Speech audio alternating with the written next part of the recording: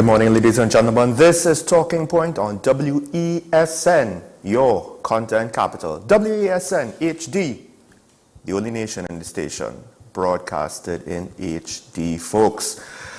It's a beautiful morning. Not much traffic for me, which could mean that sometimes from my direction, if it's clear, I get the opposite account coming from the east to the city of Port of Spain on the highway. I hope that many of you commuting this morning did not have to go through any sort of horrific traffic situation. But it's another day in paradise. And of course, now we must burst that bubble. Let's start off with the daily review.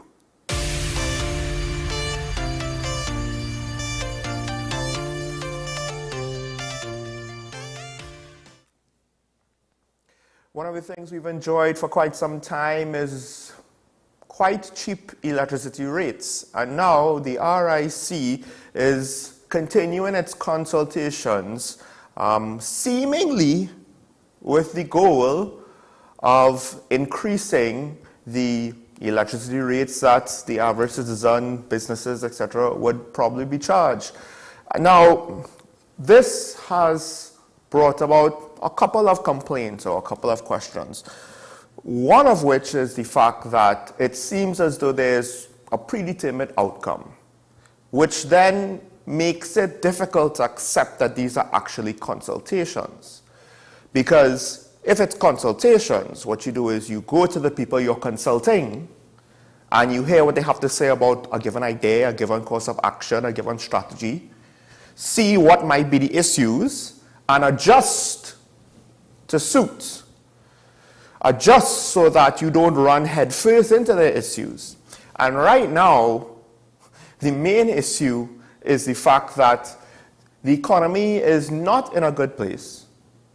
Why are you looking to raise rates now? It seems to be a very unpopular decision, but we're not speaking about the minister or the government doing this. We're speaking about the Regulated Industries Commission. So they might be going about their job and thinking, this is the way forward for our job.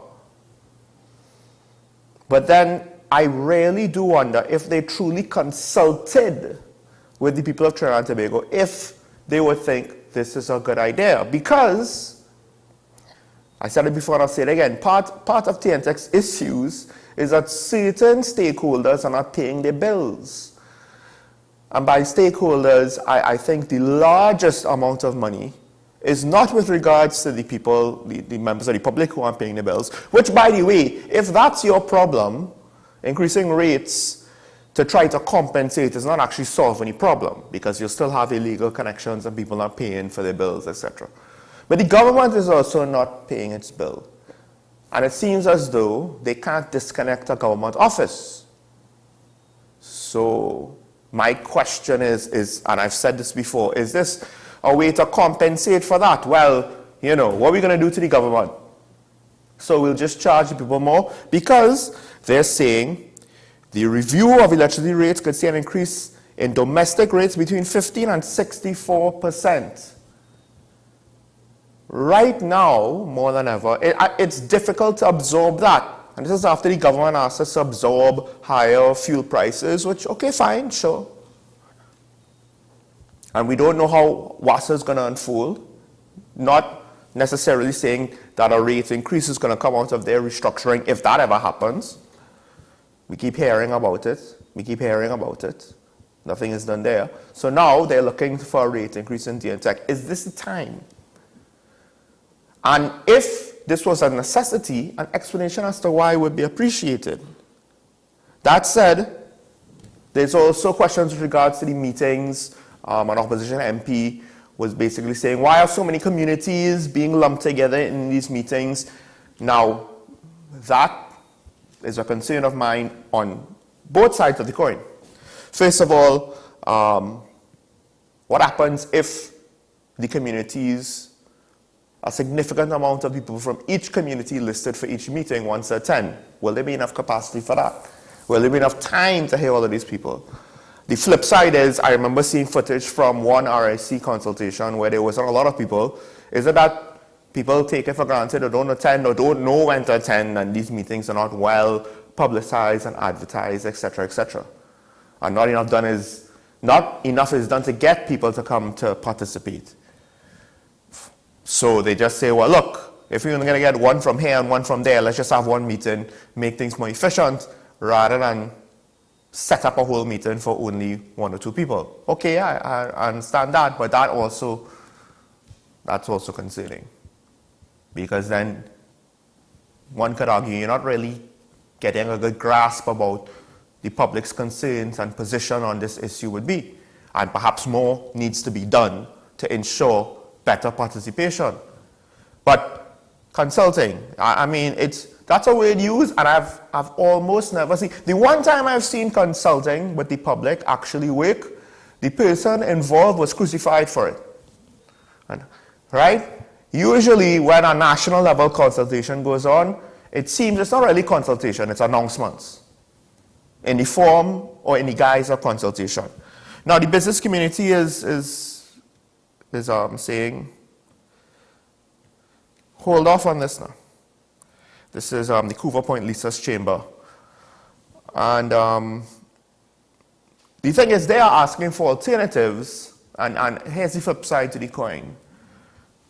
Some of the alternatives don't really work or wouldn't work how you would think they would work. One of the alternatives they suggest is renewables. The thing with renewables is, so in the dry season now, we don't have much rain now. Okay, granted, so we have a fair amount of sun during the day, but most electricity is used during the night because lights turn on, because business signs turn on their signs, etc., etc.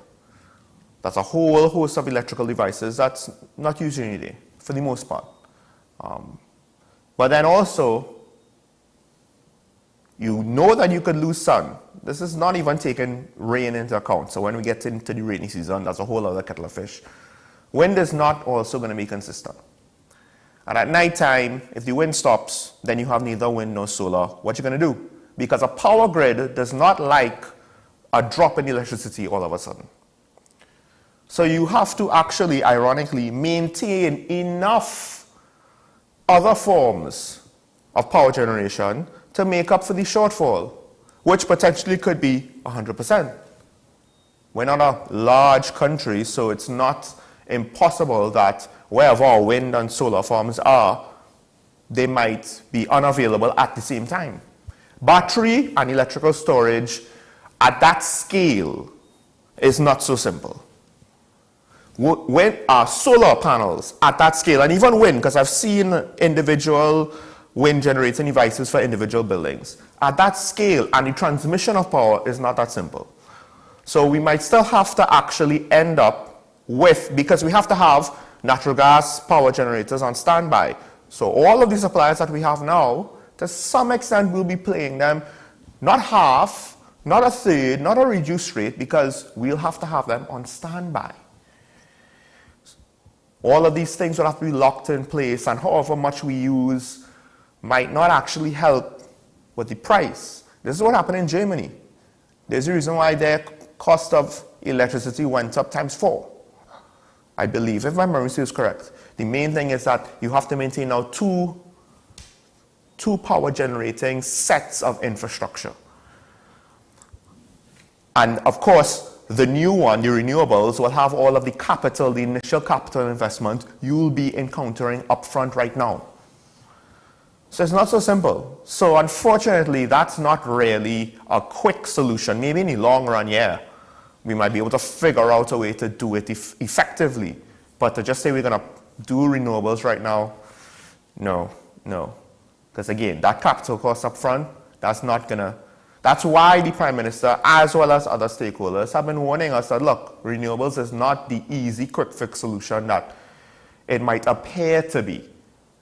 The listed price, the retail price of the equipment, that's not the actual cost. There's more hidden costs there. So we'll wait and see how this unfolds. I'm not really hopeful with regards to consultations. Moving on. from one utility to the next. What do you do when people are fishing out of a flooded pothole? Well, as the minister, you say there was a breakdown in communications and systems in WASA to do follow-up repair work.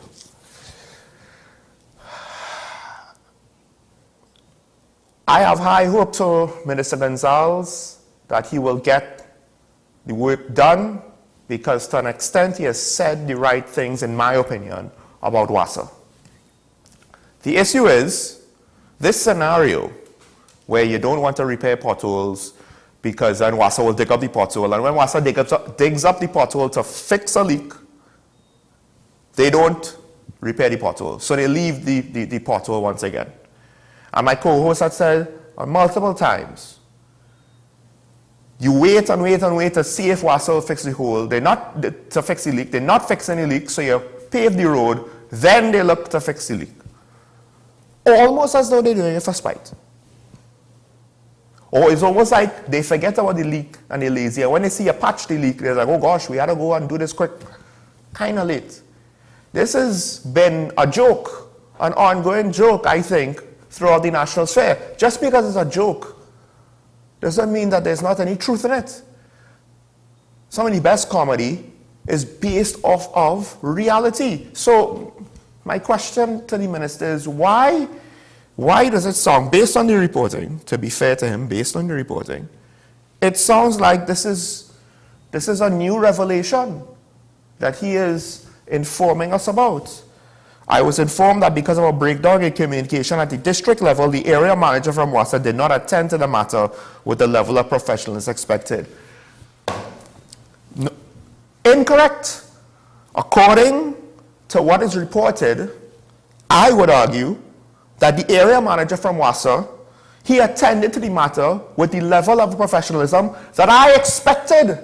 And that is to say, none at all. That's why I've been saying, look at the situation of WASA. Where's the performance for the demands for higher wages and salaries? Watson Duke himself said, and we'll get to him later on in the show, I will ensure that none of you lose your high-paying jobs. In fact, I will get you raises. That's what he said 2 years ago. Whether it was just Bmobile or whatever, that's what he said publicly. As a union leader.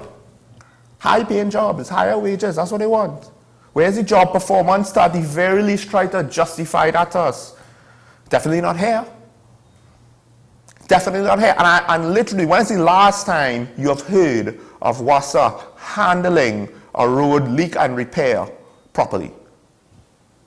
In a timely manner. Professionally. Fixing what they have to break. This is not unique. Certain aspects of the challenges are not unique to TNT.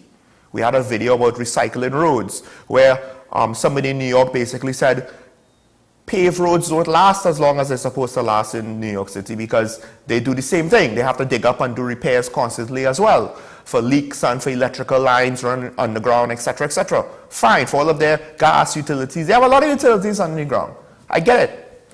It's not unique to us. But this is the next level.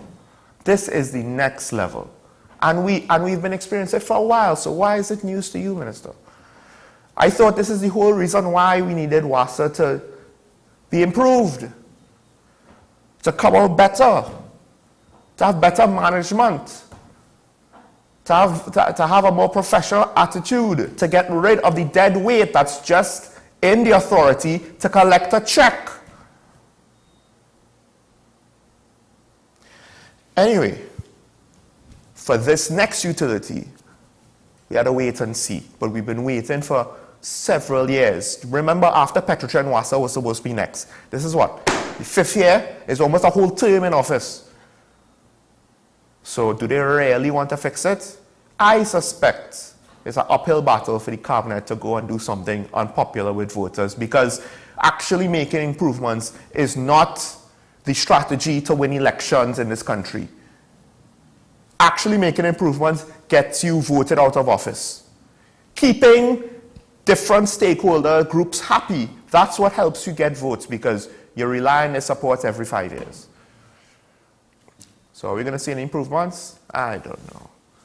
Folks, let's take a break. When we come back, we'll continue with more discussions here on Talking Point WESN show. Michael Small, Keita Shah, still unwell. We continue to wish him a speedy recovery. Don't worry, folks. He's safe.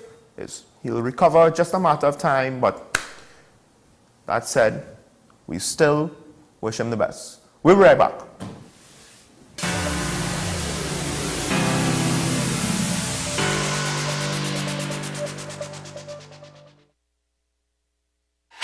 FanZone, your reliable, authentic supplier, has just gotten better. You can now visit our website www.fanzonett.com for your authentic wear and collectibles. The only place where you can use both your Visa debit and credit cards.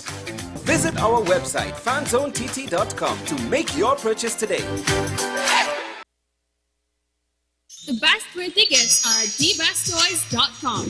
Shop for the best brands you love at the best prices. Like VTech, Leapfrog, Fisher-Price, Play-Doh, Hot Wheels, Barbie, Cocomelon, LOL, Baby Alive, Crayola. Visit us in-store at Forces Flagship MacBean. Shop online now at dbesttoys.com. Order via call or WhatsApp at 32DBEST to order. And remember, we have the best toys at the best prices.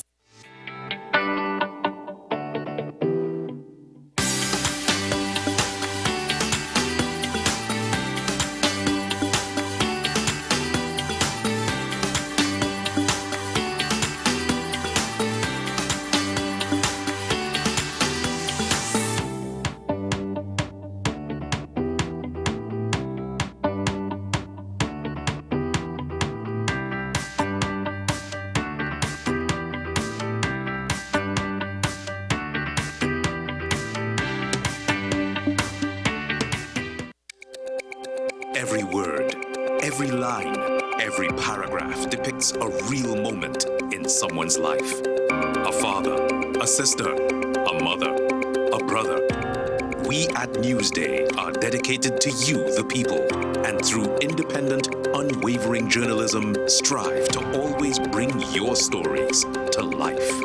Because your stories are more than just words. Newsday, independent and credible.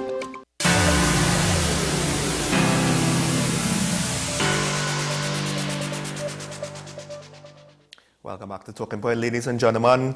And a few weeks ago, we had a political analyst, Shane Mohammed, on the program, and he was straight to the point. He did not think that Watson Duke had much of a political career or even political legitimacy after his most recent controversy. And in fact, I believe, I am willing to be corrected if I'm mistaken, but I believe he more or less reached that opinion even over the situation with the dancers in New York that eventually caused the THA executive to all resign from the PDP.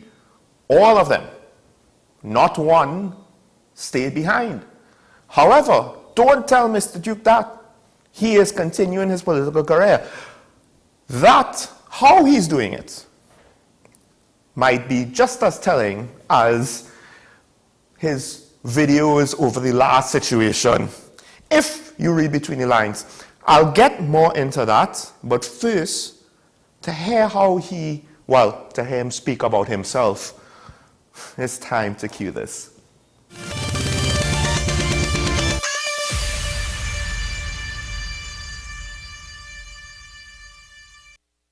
You know, I'm a man of the streets. I started as a trade unionist. Then I graduated to forming a political party. Being in Tobago, I've assisted the people in Tobago insofar as giving them a new vision. Though the vision is not being implemented, that's another story. In my usual style, in an attempt to help human element to rise, I've decided that one way to step closer to the ultimate goal of being Prime Minister is to graduate and to come here and to ensure that I represent the 37,000 persons within the city of Port of Spain. I headed a party against the PNM, who were there for 21 years. And though they heaped a lot of accusation using the media, local, social, etc., they were defeated 15-0. And, you know, they got back won by some sleight of hand, right? Also, could ask the people of the Public Services Association, the largest single trade union in the country. I've led for almost 13 years. And I had to resign because I just felt I had to move on. And I have successfully defeated my opponents. And they will come several ways and scandalize my name, and I will emerge as a phoenix. So my life story has been one of struggle and success, and I would have it no other way. The people of Tobago, the people of Trinidad, they are smart. Real, recognize real. And what Watson Solomon Duke brings is realness. We don't bring no fakeness. We don't bring no showboating, no superficial layer of governance. We go down to the grassroots. You were at some of those marches. You were at some of those demonstrations. When I was leading the PSA, they were a respected bunch of people, and I defended them to the fullest. When I was campaigning for Tobago and we won Tobago, Tobago was respected and seen among the Caribbean as someone who was deserving to come up to be on equality with Trinidad. I did what I came to do, which was to remove bad governance of the PNM for 21 years. I did that successfully. I promised them that. I didn't promise them I would lead the THA. I placed a man there who became a misfit. And over time, people will declare their judgment on him. Watson Duke is a brand. I've been a brand for a very long time. Yeah? And people like that brand. They gravitate to that brand. I don't want everyone to like me. I don't want everyone to support me. At least I become conceited and think that I'm perfect. The imperfection is what makes us strive to be more better each and every day. And I may not be a perfect man in all ways. No man is. Nor do I seek to promote that. But what I am, I'm perfect in my heart towards the people of Trinidad and Tobago. When I speak, people not just listen, they follow. Yeah? And that's what I have, and that's what a lot of people don't have. I have the ability to convert words into action, and that is what fits me for leadership, not these naysayers. I'm simply a kid, a man who is out of the box. You are looking for a cookie cruncher, not me. You are looking for a man who is different, then I'm the person. As I said, the measure for man is not where he stands in moments of comfort and convenience, but where he stands in a moment of conflict and controversy. They're quite clear about it. They're fed up of the talk, fed up of the superficial layer of, I'm going to listen to you. They're fed up of that. People don't want a politician that sits in his office and they have to line up. People want a politician that goes out on the streets and meet them. Watson Duke has a history of doing that which people say cannot be done. So when I assume the position of mayor and we have our meeting, we do a budget. And that budget will not be a budget that is conservative. It will be a budget that treats with all the issues, in particular the public health issues and the other infrastructural issues that we are supposed to treat under our charge. So there's no handsy-pansy, no hush yourself, behave yourself type of relationship. It's aggression. Aggression, I'm telling you that now. There will be aggression against any government who mistreats Port of Spain City Corporation by underfunding them. Aggression has gotten me the PSA. It has allowed me to keep the PSA for 12, 13 years. Aggression has gotten me into the THA. It has allowed me to remain in the THA as the one shining light when there's darkness all around on both sides. I'm the one shining light there, that candle that is placed on a pedestal that's giving light to all of Tobago. I see myself as that. I'm now coming to Trinidad with aggression and saying, all the things that used to go on before can't go on anymore under my watch. I'm here representing my desire to become the mayor of Port of Spain. I want you to get used to it.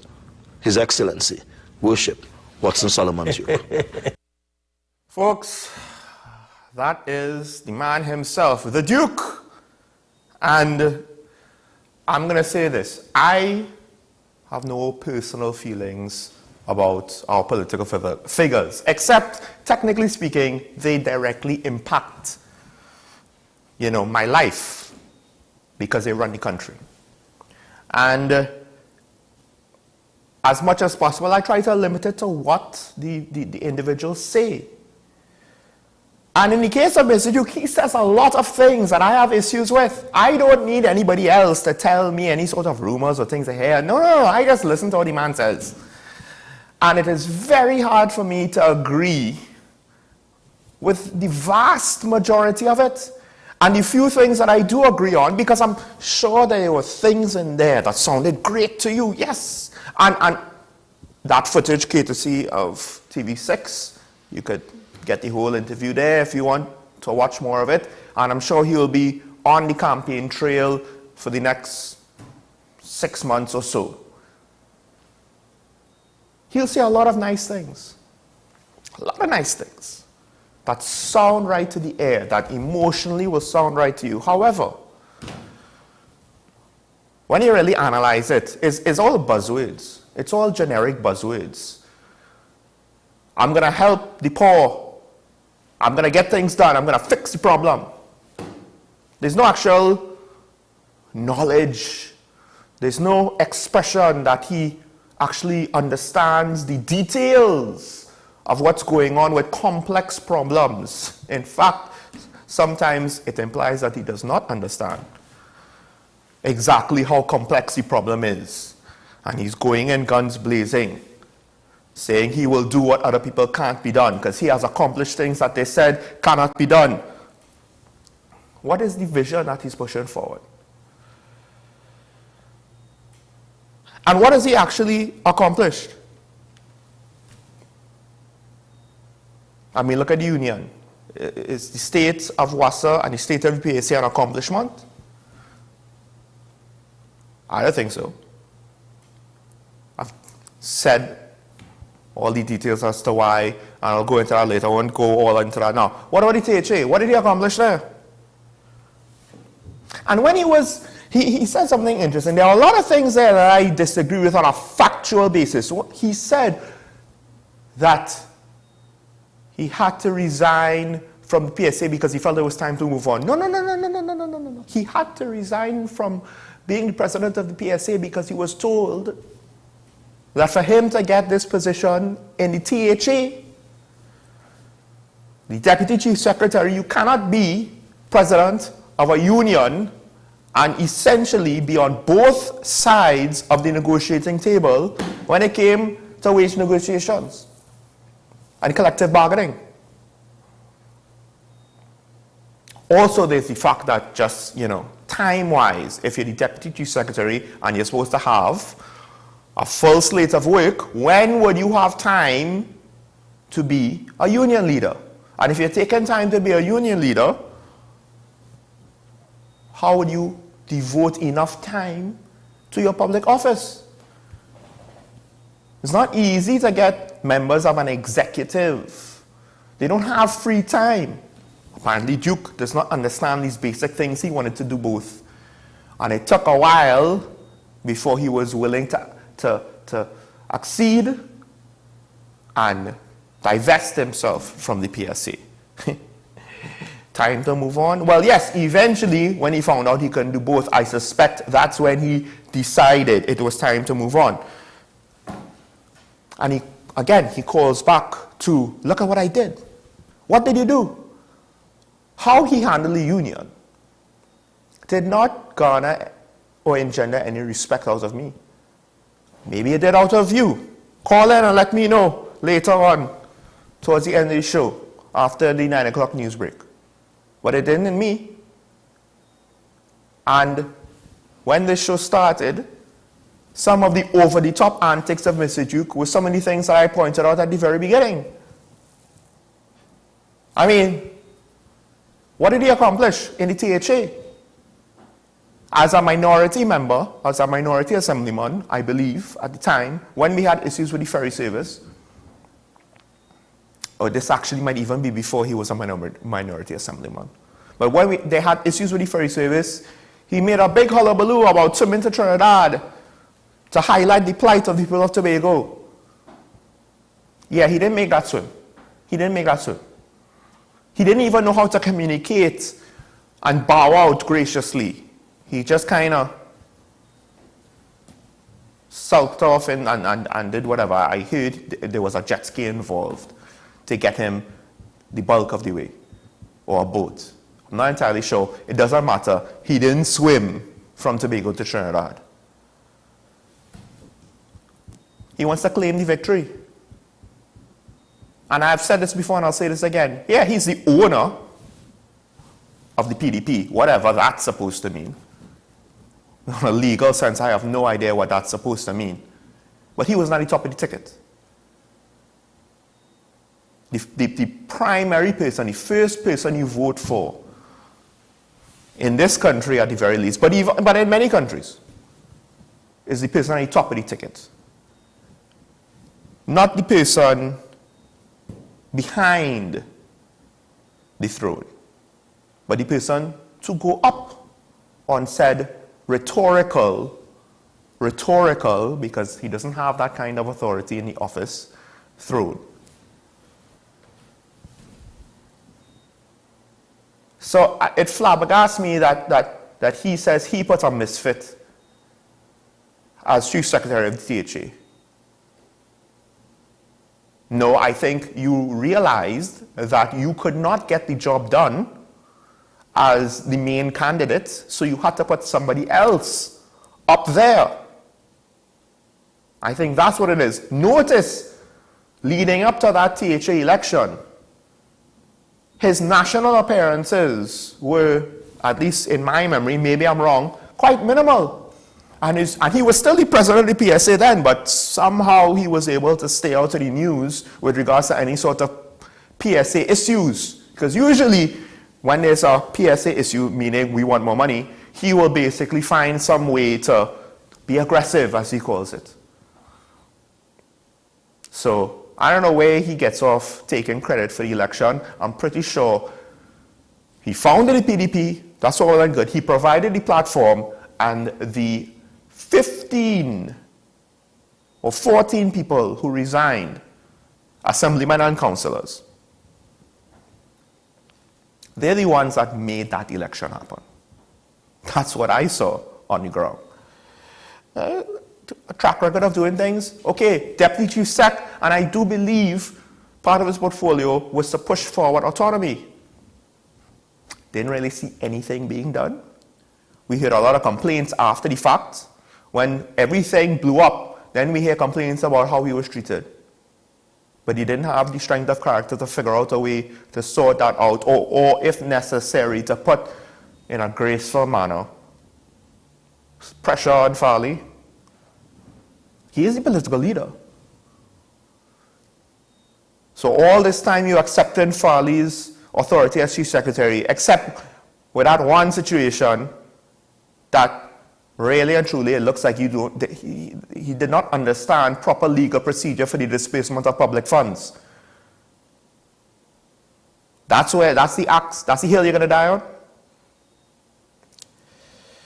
So what did he do in the THA? Well, it seems like a whole lot of nothing, except go to Trinidad and say things like he's looking towards the local government elections, and if there's success there, he might have to leave the THA. This is before, if my memory serves correct, the whole situation where the executive eventually resigned. This is before all of that, where he was already stating how he is going to go and leave the THA.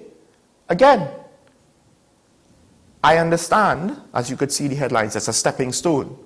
But how does that, in the short run, help the people of Tobago? Because for you to get through in local government elections, that's going to take a term in office. 4 years? 3 years? And then you have to build up your national base after that to contest a general election. How many more years after that it's going to take? So we're looking at 8 years. All the while, what happened to your promises to the people of Tobago? And who is your slate going to be, by the way? Because even the deputy political leader in Trinidad, you had a falling out with her in most spectacular fashion. There's a lot more to say. There's a lot more to say. I'll just say this. He sounds like an individual that does not even know how governance works on a technical level, but he wants to make insistences and be aggressive over doing it the way he wants it done. And at what point in time has he really been the type of communicator that inspires confidence in people? Well, what is his track record of getting anything done? I would like to know. Somebody please tell me. Call in later and tell me, what has he actually accomplished as a politician? And now he's going to be the mayor of Port of Spain. I said it before and I'll say it again. Yes, he might say it's a stepping stone. But while he's the mayor of Port of Spain, what happened to his promises to the people of Tobago? Because I'm pretty sure Robinson did not look to be the mayor of a Trinidad city. Dr. Keith Rowley did not look to be a participant in local government elections of a regional corporation. So I think basically he might believe this is where he has support right now, and he needs to build back up his base of public support. As much as he likes to say that he has defeated all his enemies and rise above them like a phoenix, not in Itachi. At least not yet. Folks, I have to take a break now. I'm over time. When we return, I'll be welcoming my guests. We're going to speak about some of the important political topics from the last week. Stay tuned. This is Talking Point on WESN, your content capital.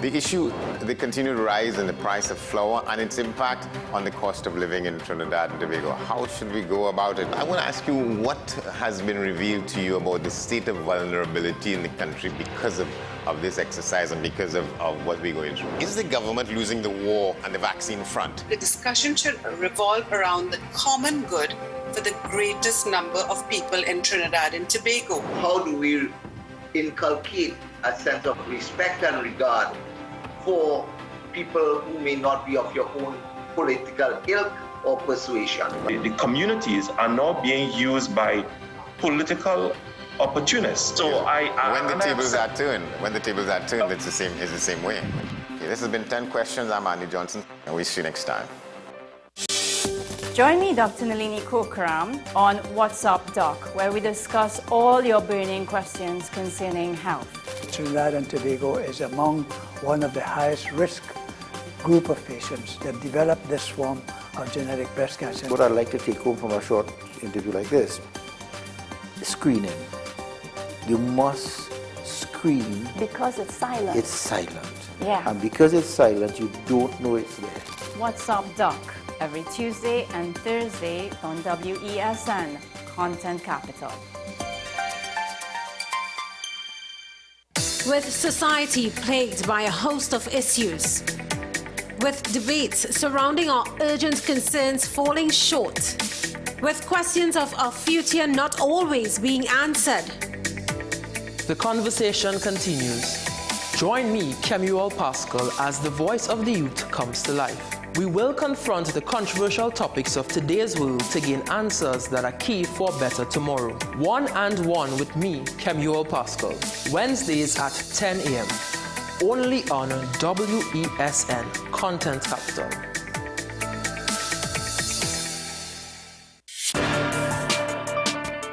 People really want to know, what about me? Where do I fit? Yes. What is in the ride for me in terms of a better Trinidad and Tobago? And I'm pleased to shed some light on that. The purpose of bail is to ensure your attendance at court. That's it. It is not punitive. It is not rehabilitative. We, the police officers, we are professional, and we are here for whenever the survivor is ready to come forward. We have the right to private and family life, the right to religious freedoms and beliefs and thoughts and expression. But these rights are not absolute. Certain rights can be limited. The law is to govern the whole. It's for all of us in public.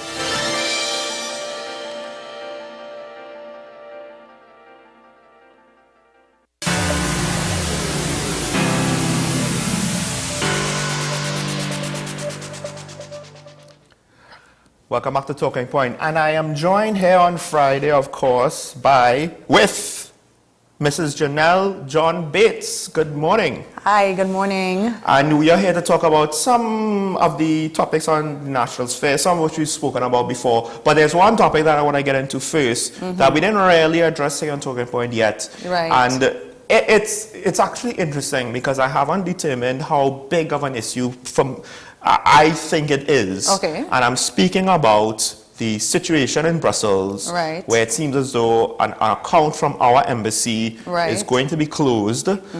Meanwhile, there was a bit of a bubble, not too much, where the Minister of Foreign Affairs, he had to have a press briefing. Right. Just to address that, just to address the claims that were false with regards to accounts in Germany being closed or a German bank, etc., and that it was due to a situation, I believe, of money laundering or some sort of corruption directly tied, that there was something going on. And he said, well, no, it's not that. Both he and the Prime Minister basically said it's because the bank in Brussels, of which we're not the only embassy going through this, but the bank in Brussels is having to conform to new legislation to mitigate risks of money laundering. Yes, so basically, the EU would have passed a directive, the fifth anti-money laundering directive, and it requires its member states to incorporate it into their national law.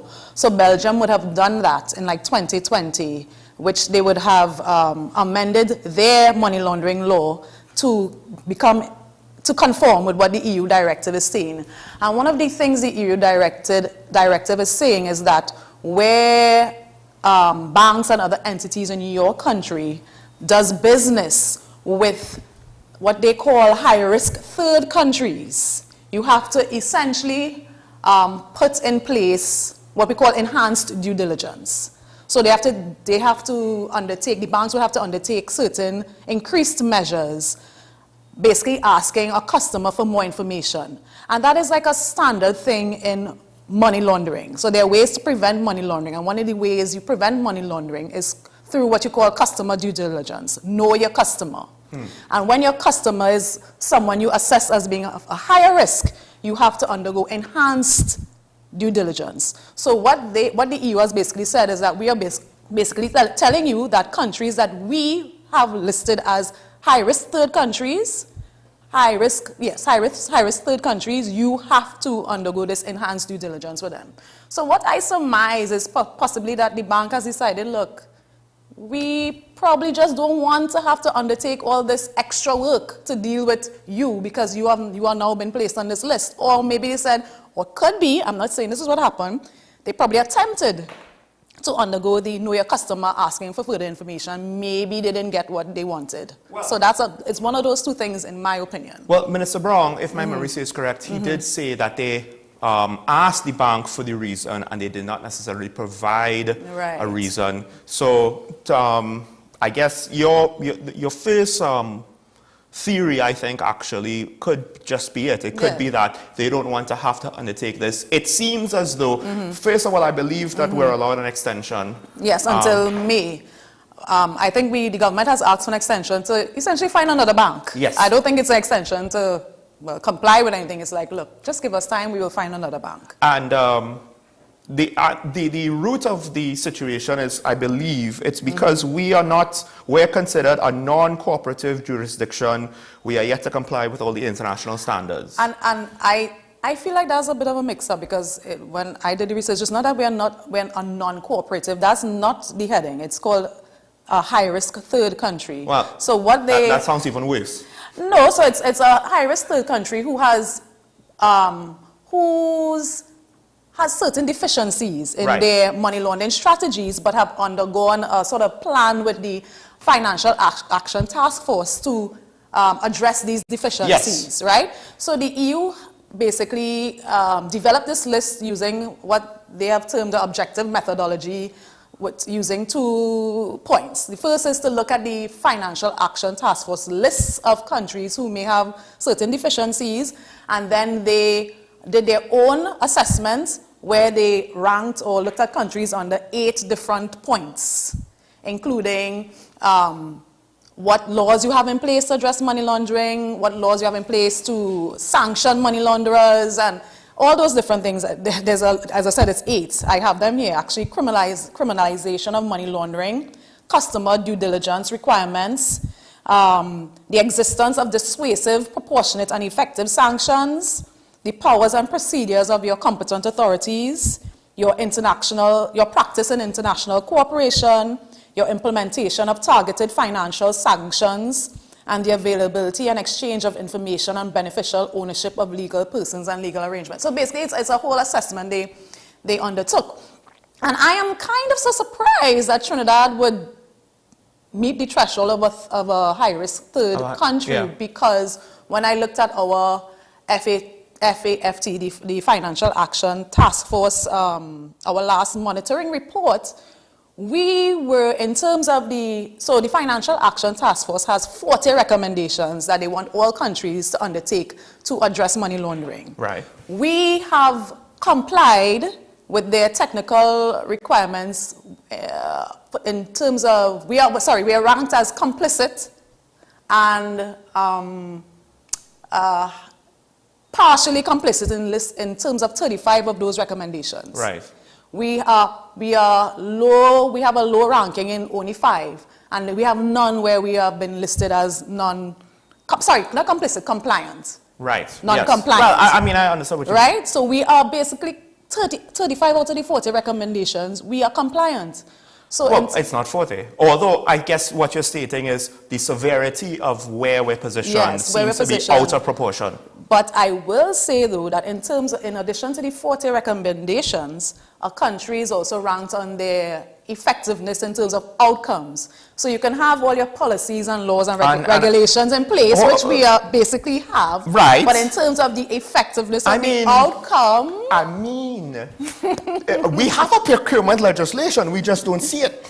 You know, we just don't see it anywhere. So this could be the answer to your own question. And therein lies the thing. So when I first heard this, I'm like, well, it's not what it was made out to be. What's the problem? Okay, we're still losing our account, but other countries are in a worse off situation. It's not as though Jamaica and Barbados and Haiti are also on that high risk. Right. It's not as though we're talking about North Korea and some sort of dictatorship where people are dying every day, kind of ruined the nation that we're on that same level of. However, I did find it though, to some extent, and this could be the first domino to fall, when a bank is saying, well, you know, risk mitigation measures, you know, just because there is the perception of risk here. It does not even have to be actual risk, but there's enough here to say, we perceive there to be too much risk, we're going to shut down this account. Or even if they don't shut down the account, or whatever happens out of it, I'm wondering, you know, is this time to maybe say, well, look, whatever we're doing is not working. We don't want this to go any further, because this might be the first domino, but there might be more dominoes later on the line. Well, you see, the thing is, and this is a point that other economists in the Caribbean have pointed out, we as a developing country, we're often subject to the whims and fancies of developed countries. So we are doing our best, putting in our laws in place, working with the Financial Action Task Force to address issues. We have been showing improvement over the years in terms of meeting their requirements. But every time the EU or anybody else changes their laws, we are now required to adjust. And it has been said that we are just like a pawn. We are unfortunately, when you're a small country, you just have to comply. But the flip side to that is, if we're not actually preventing money laundering, there is work to be done. There is that practical consideration. We could say, oh, we're like a pawn all we want, but then we also complain about the enforcement of our own laws. And this is essentially them complaining, listen, the fallout from the lack of enforcement of your laws is potentially affecting everybody else. So this is how we're going to treat with it. And we might not like it. We might not like and it. sometimes it definitely might not be fair. Sometimes I might argue, well, look, if we're going to be this lazy about enforcing our laws, we're going to have to... I wouldn't say we're lazy about enforcing our Well, laws. There are a lot of I say that in a general institutional sense. factors that affect our ability to effectively carry out our laws in this country. It's not about laziness, especially on the government's part. The government has gone as far as to implement the laws. They are the laws and regulations. It's up to another agency, and it's also up to us as citizens to assist that agency. But technically speaking, the government also, to some extent, has oversight on a long-term basis of their actions and their effectiveness, right? So, who is in charge of enforcing the laws? What agency is in charge of enforcing laws? The people that were appointed there. and so let's segue, and we only have a few minutes left. Yes. Let's segue into the second topic. Sure. Because this is interesting. If you want, I don't mind giving you 5 minutes after the news for us to explore this topic fully. Okay, so we'll start off now, and we'll see how far we need to go. Sure. Because this has been interesting. I actually do wonder if the reporting is a little out of proportion to the situation, because we haven't really seen any developments yet. And of course, folks, now I'm speaking about the human trafficking allegations being tossed around. And it seems as though the media, the national discourse is going against the opposition, whether in a large way or small way, you could you could determine that individually.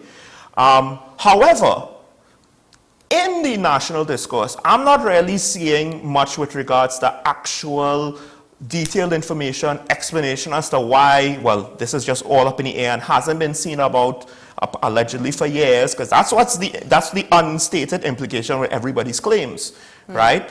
And the interesting thing is, it's almost as though everybody's so concerned about winning the argument that we've mostly lost track of the fact that, hey, but we have a real problem here and we're not actually seeing anything done. Now, the Commissioner of Police has ordered an investigation. He said 48 hours. She wants to see something out of that report. We might not see it, but she will see it. And I'm just like, well, I don't know if it's 48 hours long enough to get this done. But with that said, I have a lot of concerns, because with all the claims made, we might think, oh, well, one side is right, the other side is wrong. No, I actually see a case where both sides might be technically right, because both sides might have their own wrongdoing in this topic. What's your opinion on it? Well, you said a lot there, but one thing that you started off saying that struck me first is that it seems the media reporting is focusing on a blame game.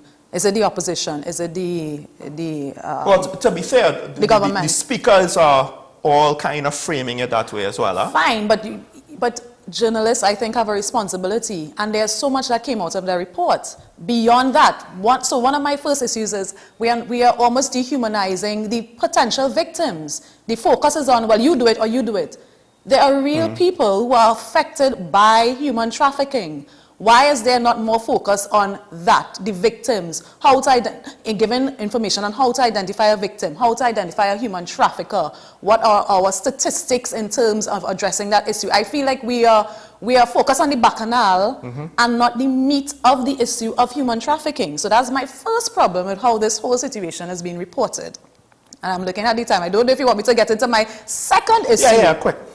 My second issue with this is that the report highlighted so much more than certain government officials are involved in human trafficking. The report went so much further, and I am not seeing enough information enough information on the meat of the report. The report also spoke to there being police officers, senior police officers being investigated and involved in human trafficking, but that the prosecution fell down. Yeah. Not that fell down, sorry. The investigation did not even reach the point of a prosecution. Yes. It spoke about the counter-trafficking unit and the lack of resources of the unit. It spoke about our judicial system and the deficiencies there. So I am saying there's more that should have been said. Well, hold on to that. We might be able to continue, but we have to break for news now. When we return, I'm hoping that we could keep this conversation going, as well as, of course, afterwards open the phone lines for the viewers. Stay tuned. This is Talking Point on WESN HD, your content capital.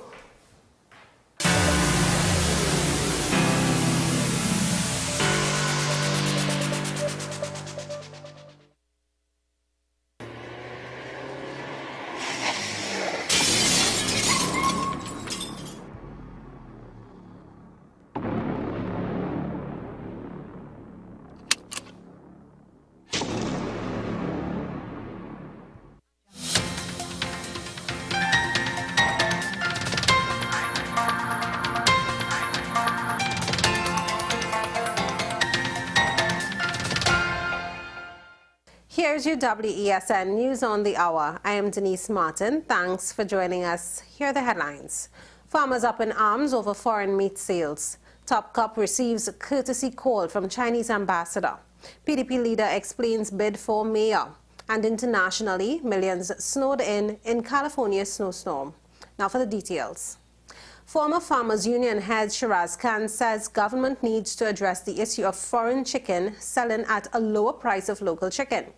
Khan says this creates unfair competition and the foreign meat is not as healthy. The former Minister of Agriculture from 2019 to 2020 and 2021, he spoke about on national television and all over that people should buy local and do not buy the rejected meat that's coming into the country. He says farmers' sales are being affected as consumers are purchasing the cheaper foreign meat. There's an injustice to the farmers of this country, the sheep and goat and the beef farmers and so on. So to continue to survive when you have to face this difficulty, because we are facing an increase in prices of all commodities that have to come into livestock production, from feed to medication to breeding stock and all of that. It's unfortunate at a time when everybody's concentrating on agriculture, we are doing this to our farmers. Chinese ambassador to China, Fang Kui, has paid a courtesy call to Commissioner of Police Earl Christopher and reaffirmed his commitment to ensuring good relations between the TTPS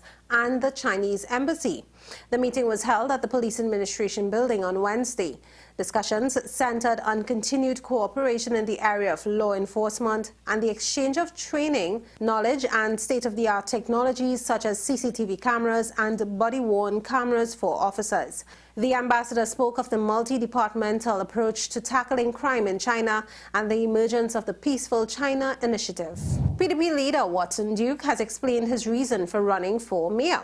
Speaking in an interview, he said there are many unemployed persons and also issues within the capital that needs being addressed. Port of Spain has been in lock, stock and barrels by the PNM, ready to ship off to wheresoever they want to go. I'm saying enough is enough. You can't be pauperizing people, mistreating them, and the only thing they could get from you is a case or some type of court date. What about the opportunities? How many employment is the city of Port of Spain creating with the private sector for the people within Port of Spain? And I want you to get used to it. His Excellency, worship, Watson Solomon. Duke also spoke on whether he believed the recent scandals he was involved in would have a negative effect on his political career. I don't want everyone to like me. I don't want everyone to support me. At least I become conceited and think that I'm perfect. The imperfection is what makes us strive to be more better each and every day. And I may not be a perfect man in all ways. No man is, nor do I seek to promote that. But what I am, I'm perfect in my heart towards the people of Trinidad and Tobago. On to international news now. Millions of California residents are under a freeze warning with a state of emergency declared in over a dozen counties to deal with a string of brutal winter storms. Rescue crews are working all hours to dig out communities in mountainous regions cut off by deep snow. The state's popular Yosemite National Park has been closed indefinitely. Well, that was your news to the hour on WESN. I am Denise Martin. Thanks for watching.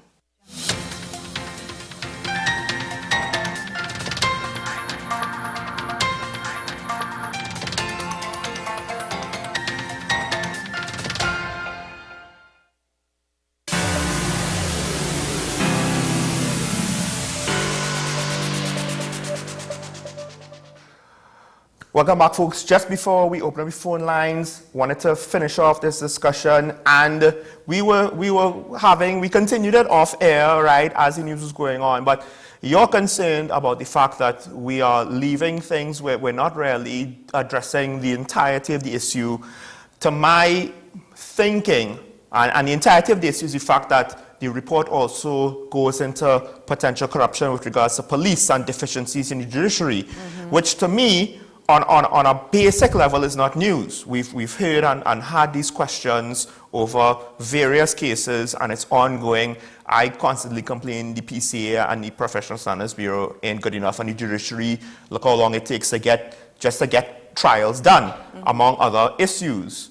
So, is it that the senior government officials, is it that it's the parliamentarians? Should we be focusing there, or should we be casting the net wide and really like, okay, this report implies more, we really should be looking at more? We should be casting the net wider. As I said, that is just but one thing that was highlighted in the report. And yes, you are saying that it's not news that there are deficiencies in the police service and the judiciary. But I think as news reporters, journalists have a duty to keep these things at the forefront of the minds of the citizenry, because these are the things that we need to judge our parliamentarians and government officials on, not the bacchanalia. Because right now it's just a tit for tat, you say, I say. How does that take us further? How does that take us further to prosecuting? Do you know, since the Trafficking in Persons Act has been enforced, this is 2011, we have not convicted a single person for human trafficking, and that was highlighted in the report. Only because of this report and one of the fallouts, there's how I know that. So that is what I'm saying. We need to dig deeper into the report, see what recommendations are made, see what deficiencies are highlighted, and attack it step by step. One of the things pointed out again is that the counter-trafficking unit is woefully under-resourced. You would say you know that already. We heard that already. I don't necessarily know that specifically already, but it doesn't surprise me. Right. The report also highlighted positive things. In the fact that the government has made strides in expanding the mutual assistance in criminal matters, so that would help us with our cooperation internationally to address the issue of human trafficking. So as I said, we need to go further and highlight all aspects of the report and see what we can do. Those who are tasked with addressing human trafficking, and as citizens of Trinidad and Tobago generally. And I think there needs to be, I think World Human Trafficking Day is sometime in July. We need to really push that information spreading about human trafficking, the signs of human trafficking. How do I know if somebody in my neighborhood is being trafficked? How do I know somebody in my neighborhood is a trafficker? These are the things that we need to know as citizens. And I think those are the important factors. Well, folks, like I said or implied before throughout the week, you know, all of the bubble is missing the boat, and more details with regards to how much we're missing the boat. Because, where are the results? Where are the actual investigations and police work and crime fighting with regards to this issue, as opposed to just the blame game of he said, she said. But we'll more or less wait and see how this unfolds. I hope the TTPS's probe that the new commissioner could get us some results and maybe make up for the last, 12 years? Yes, 12 years. Maybe get some answers with regards to just unravel what's going on. But before you leave, there's also one last thing you wanted to mention, and that is a call for public comments on the draft Youth Development and National Service Bill 2023. Well then, you've said it all there. You would have seen the flyer. Essentially, we have the new Ministry of Youth Development and National Service, and there's a bill, a very important bill to address particular issues impacting youth and national service. And this is an opportunity for citizens to have their say. Citizens always complain that they don't know what's going on, they never have a right to affect what is being laid in Parliament. You have an opportunity to comment on the bill by the 10th of March 2023, and I would call all citizens, especially those who are interested in youth development, to have a look and have a say. All right, well folks, we have to take a break here. When we come back, we will open up the phone lines. Last chance for the week to get your voice, get your opinion, get your message heard. Stay tuned, we'll be right back.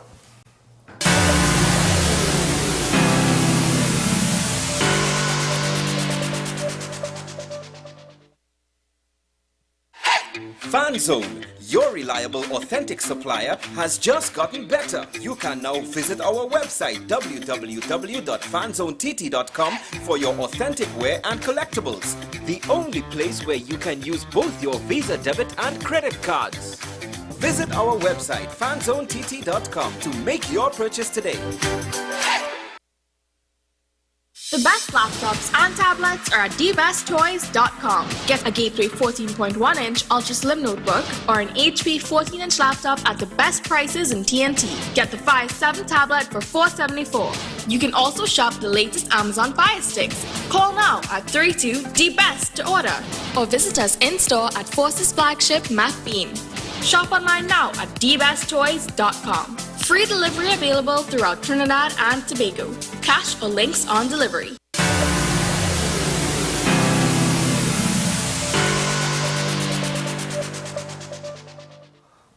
Welcome back, folks. Let's go straight into it. Today we have a question of the day. Let's check it out.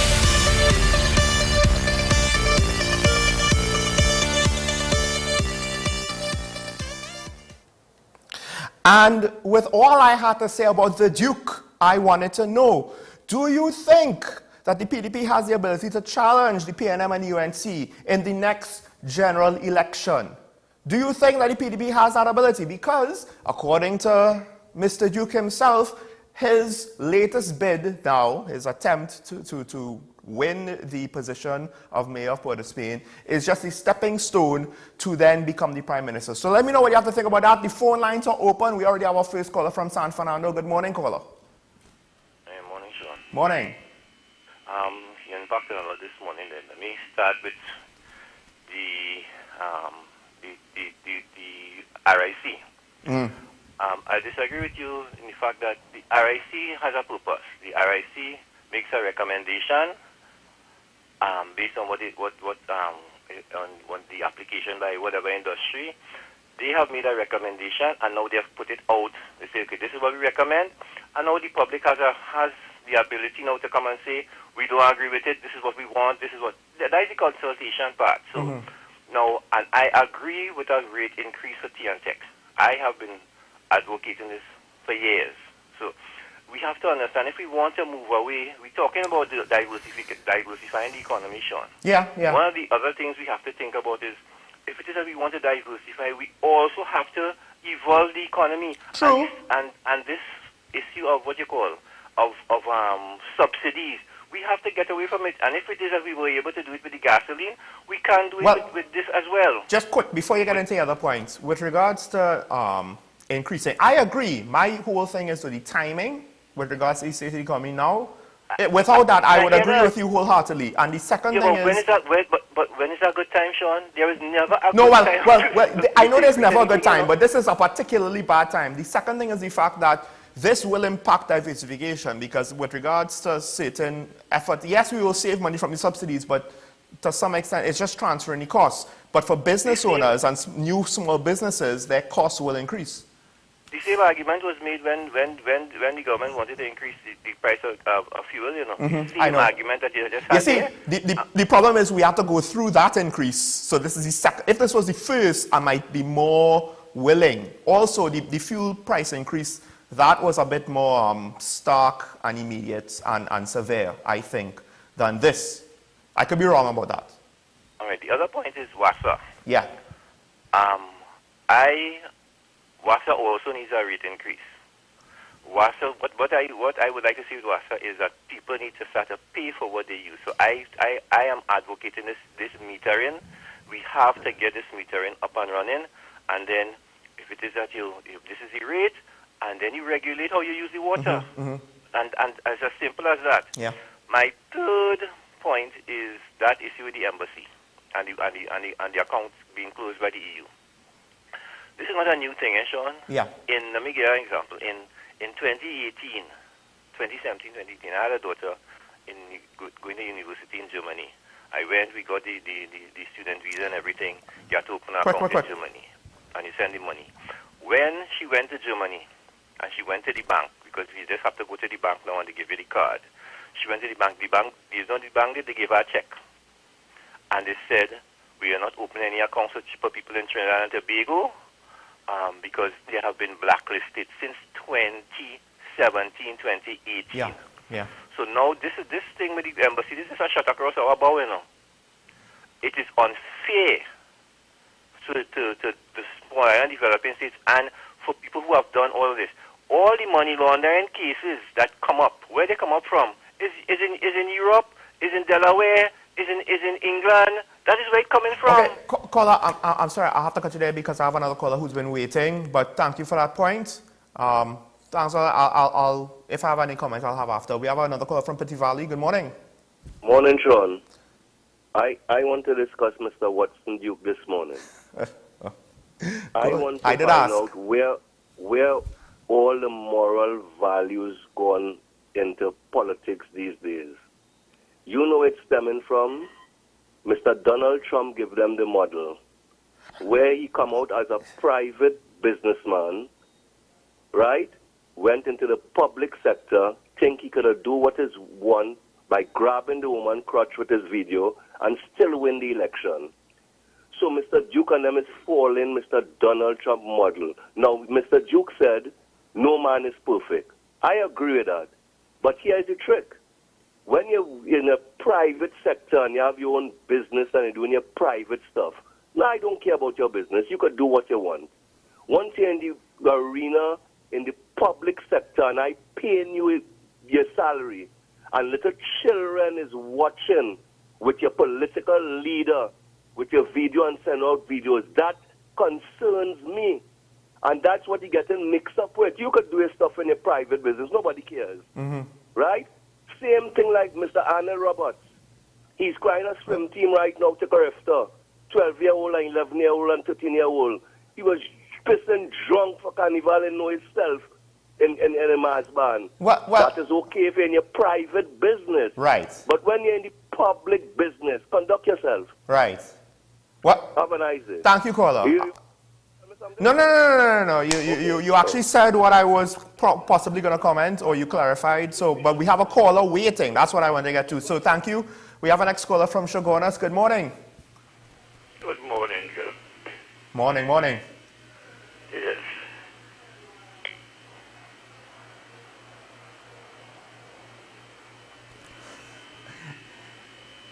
Go ahead. If there's a delay, go ahead. Oh, yeah.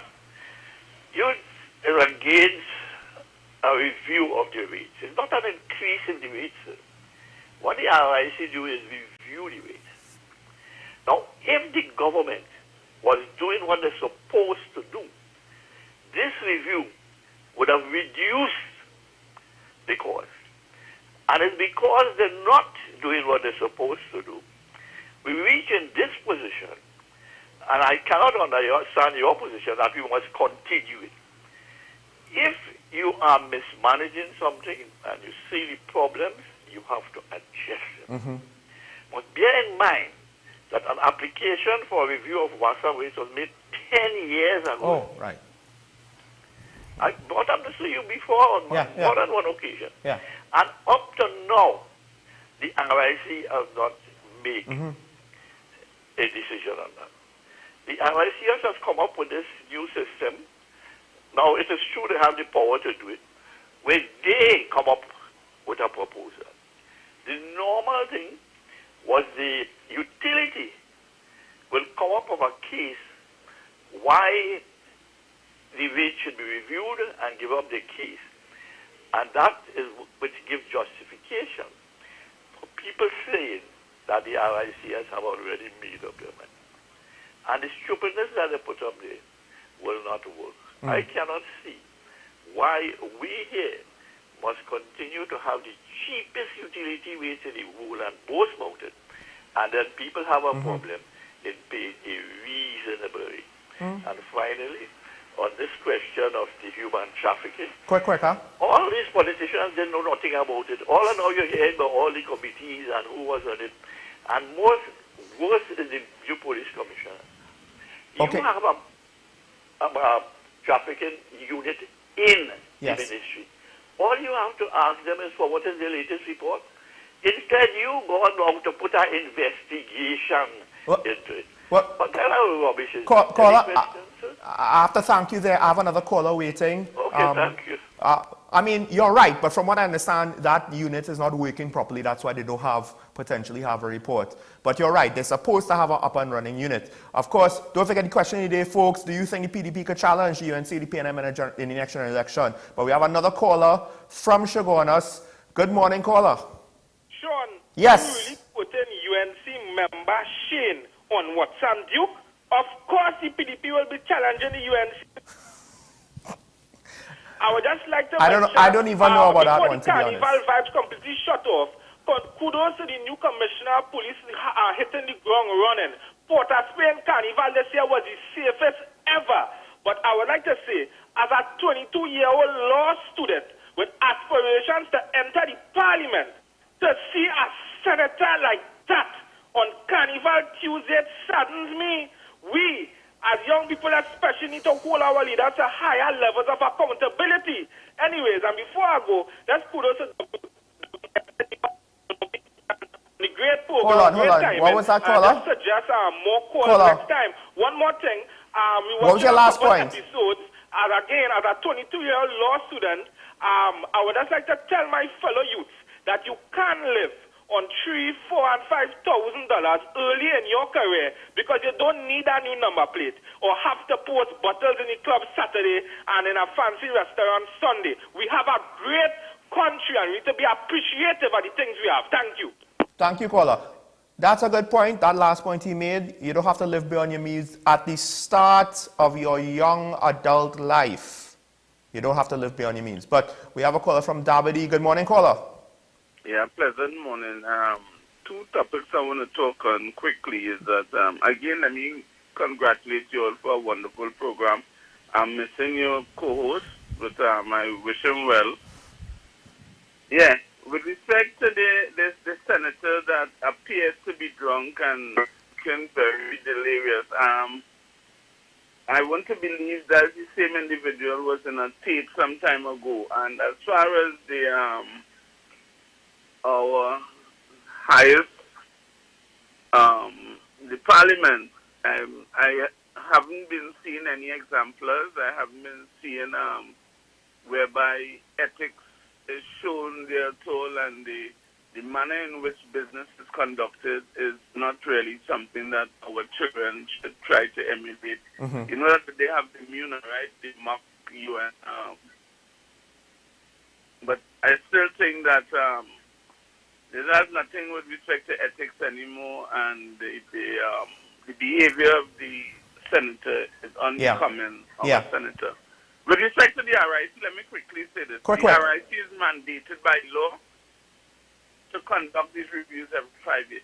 Okay. That is factual. That is factual. They are mandated by law. And all they're supposed to do is to repeat the review and submit it to the minister who's in charge, which is MPU, and their job is done. So I think that, and part of the whole process after they do the draft, they will do the consultation, that they must do the consultation. All right. So therefore, I think that my friend from Shogunas have it a little wrong, but they are mandated by law to conduct these reviews every 5 years. Don't tell them that. Don't tell them that. Now there's going to be a back and forth next week. But thank you, caller. We have our next call. I'll just say, though, that I think the public's concerns do need to be stated now, because if you allow it to seem as though the public is fine with it, then it might snowball into actually ending up in a situation the public isn't like. We have I think our last caller. This should be our last caller for the morning. Dabity? Diego Martin, sorry. Good morning. Hi, Sean. Good morning. Morning. Thanks. I'm not answering the question. I am calling from the Diego Martin ghetto. Because listen to me, I would like to know what is Faris Lairawi doing with the millions of dollars. This morning, the people cleaned, Monday and today, they cleaned the side of the road. Last year, October, Faris Lairawi said, our people feel a sense of, how should I say, difficulty that's expressed on a daily basis. There are 9,000 CPAP workers, 9,000 daily paid, and he needs 1,000 more. What is all of that if they are not cleaning? The whacker-man whacked 20 feet. Then he didn't cut the next 80 feet because the bold man across the road parks his trucks and all his vehicles on my side. Blue Jersey picked up a branch that he now chopped, swept the road with the branch. Blue Hat shoveled it and dumped it right where they cut. Today, Blue Hat returned, shoveled the drain, dumped all of that filth back there. I tried to be very calm. I said, "Good morning, sir. Why are you putting all of that back by my side instead of in a heap on the road for the truck?" The man said he does not have tools. He only has a shovel. And if he puts it in the road, it will be blown back into the drain. Therefore, he picked it from the drain and put it back by me, while the exterminators that I pay lots of money every week were coming into my yard. I said, "You see those people?" But this man said he has no truck because the truck is in Glencoe. There's no broom. There's no rake. Where is Faris Lairawi? And then they want to talk about green initiatives. I am so furious. Thank you. Goodbye. Thank you. The one thing I have to say this to be fair, I think local government doesn't have enough financial resources across the board. One could argue that maybe opposition corporations get the worst end of the stick, but from what I have seen, it's not as though P&M control corporations are that much better off, at least at times or in some cases. That said, with regards to the whole CPEP and we need more manpower, I think you're absolutely right.